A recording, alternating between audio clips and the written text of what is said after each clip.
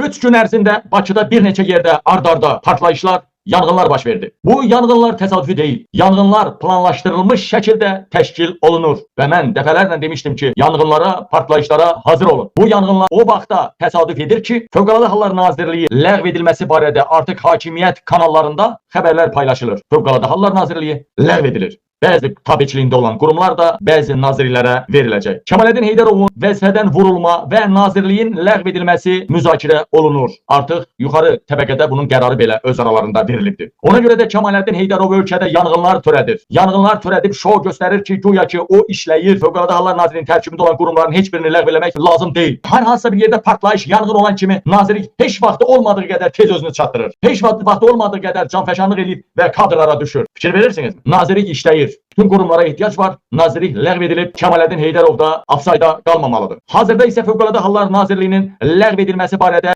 planlar var. Planlaşdırılır ki, yanğından mühafizə idarəsi saxlanılacaq. Nazirlik ləğv ediləcək, Müdafiə Nazirliyinə veriləcək mülki müdafiə, xüsusi xilas etmə yəqin ki, Daxili İşlər Nazirinə veriləcək. Digər idarələr tikintiyə icazə və bu kimi sənədlər İqtisadiyyat Nazirliyi tərəfindən həyata keçiriləcək. Yəni onların bütün işləri İqtisadiyyat Nazirliyinə veriləcək, onların səlahiyyətləri. Kemaləddin Heydərov budur, Amcello Kemaləddin deyirlər. Əvvəl Çalanşiki idi, zurna çalırdı Camaşir Məmmədovun dəstəsində. Sonra biraz dəli kimi mahnılar bəstələdi. Ancaq mamış imsiləməkdən başqa, onun bunun götünü yalamaqdan başqa iş görmür. Ancaq kimsə yatağından keçirsə onu nazirliyə gətirir. Və özündən başqa da nazirlikdə onu dincəldənlər Kemaləddin'dən sonra tapılır. Baz nazirlikdə o qədər mamışla ünsiyyətdə olub ki, yaxına gələndə mamış hissi verir. Və bəli, bu da balaca boydur, götü yerə yaxındır. Mən sizə demişəm ki, hacıdan, hocadan götü yerə yaxından uzaq durun. Kemaləddin də onlardan biridir. Budur bax, Targov yenə yanır. Alın.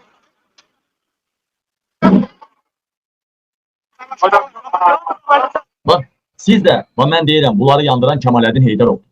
Fövqəladə Hallar Nazirliyini ləğv eləyib, Kemaləddin ləğv eləyirlər. Ona görə yandırırlar. Sadəcə siz mənim bu çıxışlarımı bayaq da dedim, dünən də dedim, onu kəsib paylaşsanız 500 min, 1 milyon adam onu izləsəydi, bu poxu yeməzdir.